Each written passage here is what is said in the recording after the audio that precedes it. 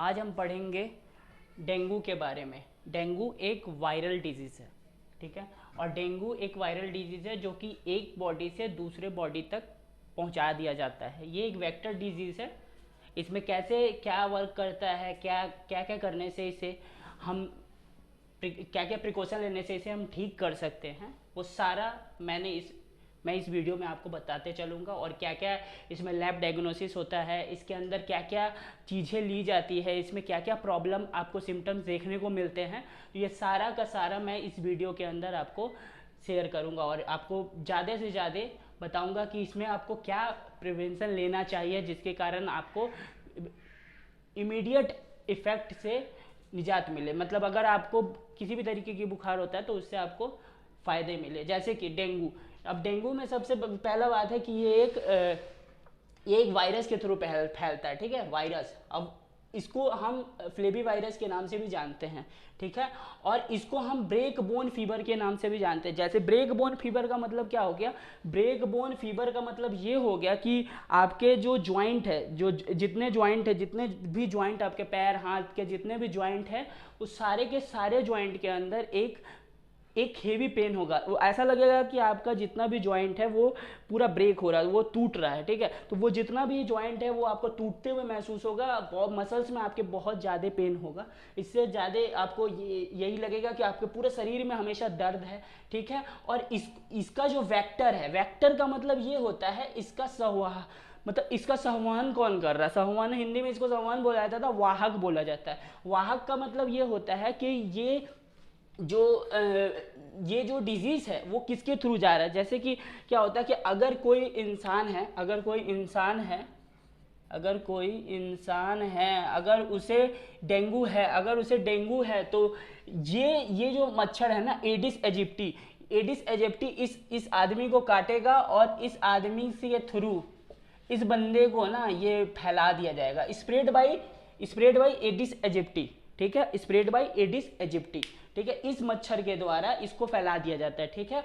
और ये of spring time में होता है। ऑफ स्प्रिंग का समय क्या होता है? मतलब ऑफ स्प्रिंग का समय इसको कहा जाता है कि ऑफ स्प्रिंग, ये इसको कहा जाता है कि जैसे कि मान लीजिए कोई औरत या वो अभी उसके मंथ चल रहे हैं, 9 मंथ, जो अभी उसका अगर डिलीवरी टाइम चल रहा है, उस वक्त जब वो उसका जो एमरो उसके पेट में होता है, तो उस वक्त अगर माँ को ये डेंगू का डिजीज होगा तो वो माँ से बेटे के अंदर मतलब एक स्प्रेड हो जाएगा, फैल जाएगा, ठीक है। माँ से बेटे के ऊपर फैल जाएगा, ठीक। उसके बाद इंक्यूबेशन पीरियड का मतलब क्या होता है? इंक्यूबेशन पीरियड का मतलब ये होता है कि जब आपके को मच्छर काटेगा, मच्छर काटने के तुरंत बाद ही आपको ये लक्षण देखने के लिए नहीं मिलेगा। आपको 1 से लेकर, ठीक है, इसमें देखिए 1 से लेकर ना 5 दिन तक आपको नॉर्मल फीवर रहेगा। मतलब एक फेब्रियल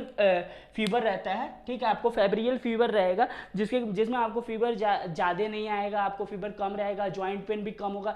अब मतलब आपको ज़्यादा बुखार नहीं होगा, मतलब नॉर्मल रहेगा। लेकिन 5 दिन के बाद आफ्टर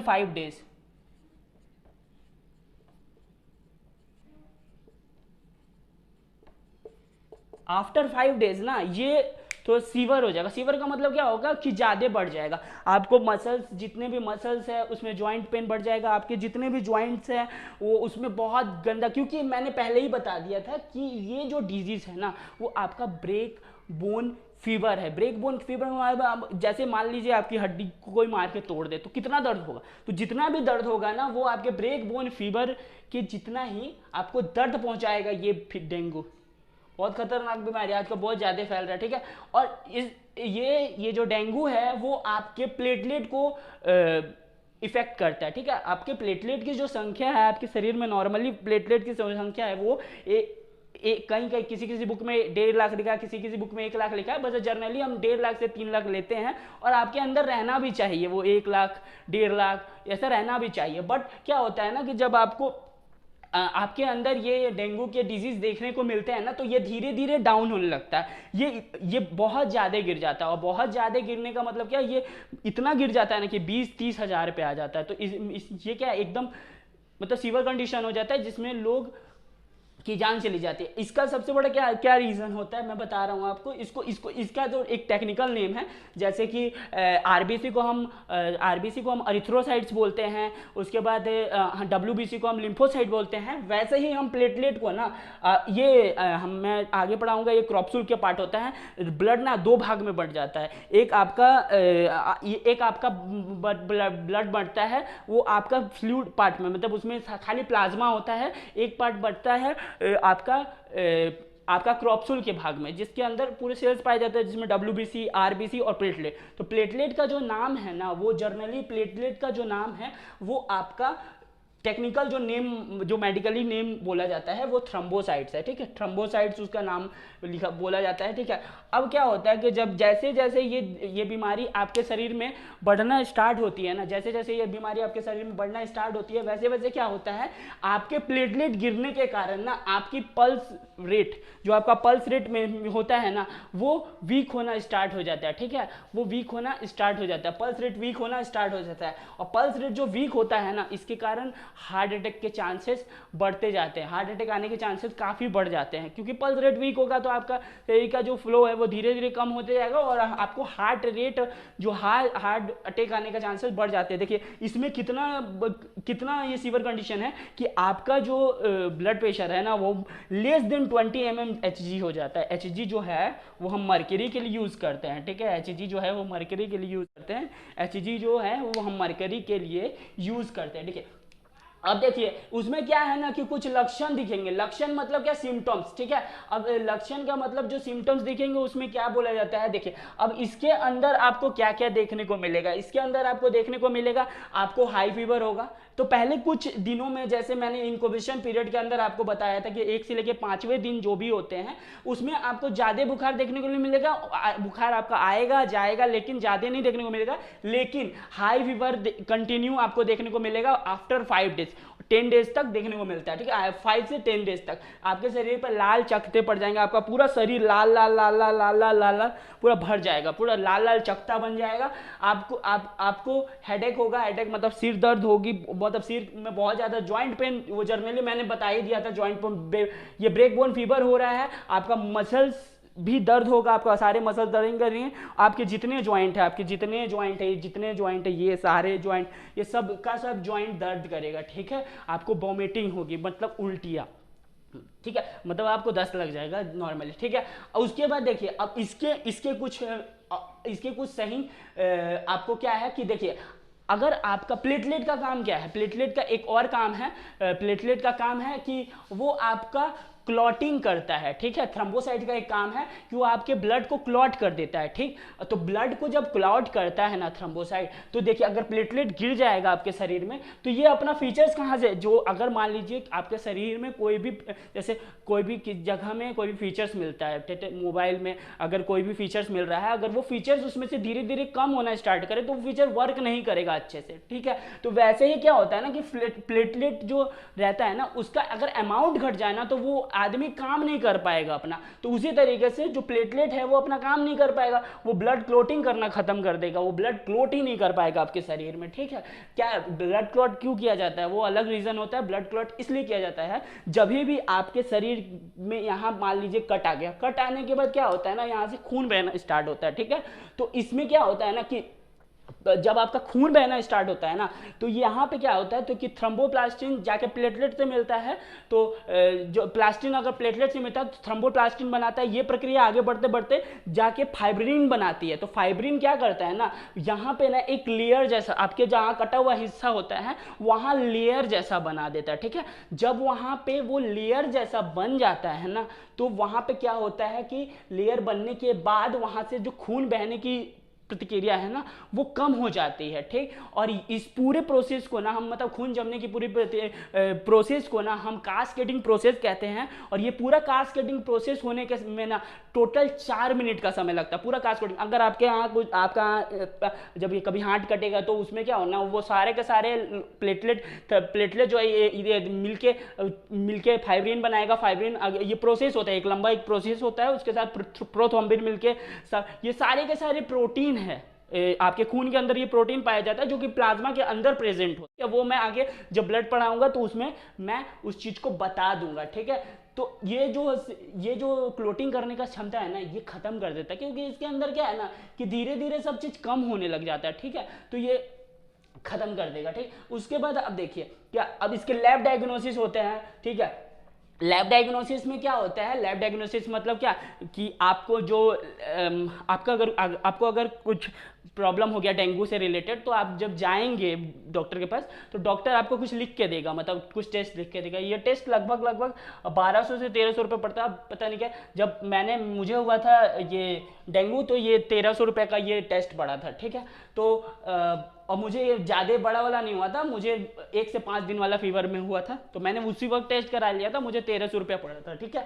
तो लैब डायग्नोसिस में क्या किया जाता है, ये देखिए, ये पहला जब आप डॉक्टर के पास जाएंगे, तो आपका जब वो देखेगा, आपको चेकअप करेगा और आपको देखेगा कि आपको ये जो हुआ है ना, वो ज़्यादा दिन से नहीं हुआ है, ठीक है। तो वो क्या करेगा ना, आपको लिखेगा एक दवा नहीं, दवा के साथ साथ भी लिखेगा आपको टेस्ट, ठीक है। जो टेस्ट लिखेगा ना, वो लिखेगा आपको NS1 एंटीजन। ये जो एज लिखा हुआ है ना, ये एंटीजन है, ठीक है।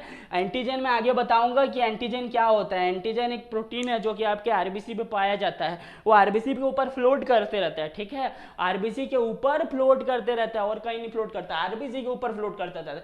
जो आपके ब्लड ग्रुप है ना, जो भी आपका ब्लड ग्रुप होगा, जो भी, वो आपका एंटीजन होगा, ठीक है। जो आपका ब्लड ग्रुप होगा वो आपका एंटीजन होगा। तो क्या होता है ना कि जब भी कोई एंटीजन आपके शरीर में प्रवेश करती है ना, तो आपका ब्लड ना उसके अपोजिट एंटीबॉडी बनाना स्टार्ट कर देता है। तो इसलिए इसको डिटेक्ट किया जाता है और ये सीरम से निकाला जाता है। सीरम क्या होता है पता है? सीरम जब क्या होता है, आपके ब्लड से फाइब्रिनोजेन और प्रोटीन को जब एक्सक्रेटेड आउट कर लेंगे, बाहर एक्सक्रेटेड आउट का मतलब क्या होता है कि जब भी आपके सीरम से फाइब्रिनोजेन और प्रोटीन को बाहर निकाल दिया जा रहा है, तो वो सीरम कहलाएगा, ठीक है। और इस सीरम के अंदर हम डिटेक्ट करते हैं इस एंटीजन को, ठीक। तो ये हम करेंगे क्या, पहले 5 दिन के अंदर अगर पहला 5 दिन वो ओवर हो गया है ना, तब हम इसको टेस्ट नहीं करेंगे। हम पहले 5 दिन के अंदर अगर टेस्ट करेंगे तो हम NS1 एंटीजन टेस्ट करते हैं। लेकिन अगर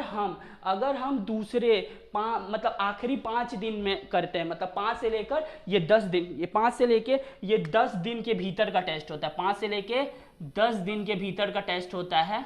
आफ्टर 5 डेज मैंने इसलिए लिख दिया है क्योंकि 10 डेज के अंदर ही इसको पता कर लिया जाता है। तो आफ्टर 5 डेज के अंदर आपको जो टेस्ट करना होता है उसको कहते हैं IgM एंटीबॉडी। ये AB जो मैंने लिखा है एंटीबॉडी होता है। एंटीबॉडी होता है ना, वो आपके रक्त मतलब ब्लड के प्लाज्मा में पाया जाता है, ठीक है। आपके प्लाज्मा में एंटीबॉडी पाया जाता है, ठीक।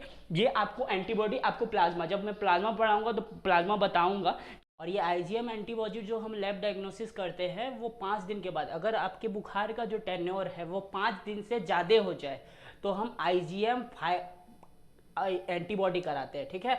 और अगर आप इस सब चीज़ को स्किप करना चाहते हो ना, मतलब आप डॉक्टर के पैसा देने से निजात पाना चाहते हो, तो ये खुद के घर में ही क्योर हो जाएगा। मतलब ये जो मैं बता रहा हूँ ना, वो होम रेमेडीज़ की तरह आप यूज़ कर सकते हो, ठीक है।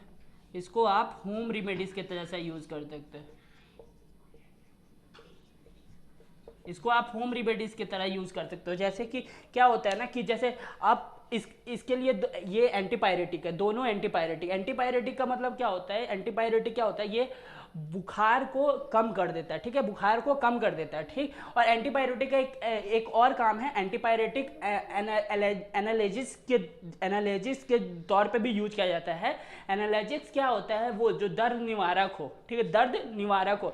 तो ये एक डोलो टैबलेट, अभी ये बहुत ज़्यादा कंट्रोवर्सी में था ये टैबलेट, डोलो टैबलेट। तो जनरली लोग डोलो टैबलेट का ही यूज़ करते थे, और डोलो टैबलेट का यूज़ करके इसको आप नॉर्मली कर सकते हो, आप डोलो टैबलेट खा सकते हो, ठीक है। या तो पैरासीटामोल खाइए, या तो डोलो टैबलेट या तो पैरासीटामोल, ठीक है। तो डोलो टैबलेट ही बेस्ट होता है, मतलब इसमें इन दोनों के अंदर डोलो टैबलेट ही बेस्ट है इसके लिए, किसके लिए, डेंगू के लिए। और देखिए गिलोय और एलोवेरा क्या करता है, ये गिलोय और एलोवेरा का जो काम होता है, ये गिलोय और एलोवेरा ये डंठल के रूप में मिल जाता है, ये भी आपको हर्बल के रूप में यूज़ किया जाता है गिलोय एलोवेरा को, ठीक है। इसको खासकर आजकल की लड़कियां फेस पे लगाती हैं, उनका फेस वो तो मुलायम मुलायम होता है इससे, इसके थ्रू, ठीक है। ये बहुत सारे उसमें मिले भी रहते क्रीम क्रीम में। तो गिलोय को क्या करते हैं, गिलोय और एलोवेरा को जब हम यूज़ करते हैं तो गिलोय और एलोवेरा क्या करता है, हमारे प्लेटलेट को फ्रीज कर देता है। मान लीजिए आपका प्लेटलेट गिर रहा है और गिरते गिरते गिरते गिरते वो इतना ज़्यादा गिर गया कि वो एक 50-60 हज़ार पे पहुंच गया। अब आपका बहुत सीवर कंडीशन में आप जाने वाले हैं, तो आप क्या करो, गिलोय और एलोवेरा का जूस लो, मार्केट में मिल जाता है पतंजलि की दुकानों पे, वहां पे उसको पीना, उसको सेवन करना स्टार्ट करो। उनके अनुसार, मतलब वो जो जैसा बताएंगे उनके अनुसार आप सेवन करना स्टार्ट करो। आप पूरे एक दिन में 2-3 बार इसको कर सकते हो। जैसे आप मेडिसिन लेते हो ना, वैसे ही इसको लो। ये क्या करेगा ना, आपके प्लेटलेट को कंट्रोल कर देगा। कंट्रोल करने का मतलब क्या है, फ्रीज कर देगा। फ्रीज करने का मतलब क्या है, वो उसको वहीं जमा देगा। अगर वो 60,000 है ना, तो वो गिरेगा नहीं, फिर वो आपका वहीं सेटल डाउन हो जाएगा। कि अगर ये कंटिन्यू गिरते रहेगा ना, तब आप सीवर कंडीशन में जा सकते हो, मतलब भयानक कंडीशन में जा सकते हो। मतलब आप एडमिट भी हो सकते हो या तो मर भी सकते हो। बट ये फ्रीज कर देगा गिलोय और एलोवेरा, ठीक। या तो फिर आप गॉट मिल्क, ये बहुत डिफिकल्ट है, गॉट मिल्क मिलना बहुत डिफिकल्ट है, बट अगर मिलता है तो आप इसका भी सेवन कर सकते हो कंटिन्यू। जैसे कि इन सब का आप सेवन करोगे ना, वैसे आप गॉट मिल्क का भी सेवन कर सकते हो। मतलब बकरी का दूध है ना, गॉट मिल्क। गॉट का मतलब तो सबको पता होगा, गॉट मिल्क का। या तो आप नारियल पानी पियो, ठीक है, या तो आप फ्रूट्स में आप कुछ भी खा सकते हो, ठीक है। एक कीवी का फ्रूट होता है, कीवी होता है, छोटा छोटा होता है कीवी। आप कीवी जनरली अगर आपको मिल पा रहा है कीवी ना, तो कीवी खाओ। कीवी ज़्यादा फायदेमंद है इसमें, डेंगू में। लेकिन अगर आपको जो भी फ्रूट मिल रहा है ना, आप दबा के खाओ। आपके अंदर पानी की अधिकता बहुत ज़्यादा होनी चाहिए, ठीक है। पानी की अधिकता ज़्यादा होगी ना, तो आपको ये कुछ भी प्रॉब्लम। डेंगू के अंदर जितनी जानकारी थी वो मैंने दे दी। वो कैसे होता कैसे है, उसमें क्या क्या प्रॉब्लम्स आ सकते हैं, उसका लक्षण क्या है, मतलब सिम्टम्स क्या है, और उसमें क्या क्या चीज़ डायग्नोसिस किया जाता है, डॉक्टर आपको क्या क्या लिखते हैं, और घर में आप क्या क्या यूज़ कर सकते हैं। डोलो टैबलेट, पैरासीटामोल, गिलोय, एलोवेरा, बकरी का दूध और नारियल पानी और फ्रूट्स, ठीक है। इतना जितना मैंने जानकारी दिया वो डेंगू के लिए एनफ है। आजकल बहुत डेंगू हो रहा है, तो इसके लिए आपको होम रेमेडीज आप ले सकते हो अपने घर में बैठे ही, ठीक है। आज के लिए इतना है। और टॉपिक वाइज अब धीरे धीरे बायोलॉजी, हिस्ट्री, ज्योग्राफी, साइंस की जितने भी चीज़ें हैं ना, जितने जीएस के अंदर कंसीडर किए जाते हैं, सारे के सारे वीडियो धीरे धीरे टॉपिक वाइज वो आते रहेंगे अब इस चैनल के ऊपर। आप इस चैनल को सपोर्ट करें, और इस चैनल को आप सपोर्ट करें, और इस चैनल को सब्सक्राइब करें। मिलते हैं अगले वीडियो में। जय हिंद।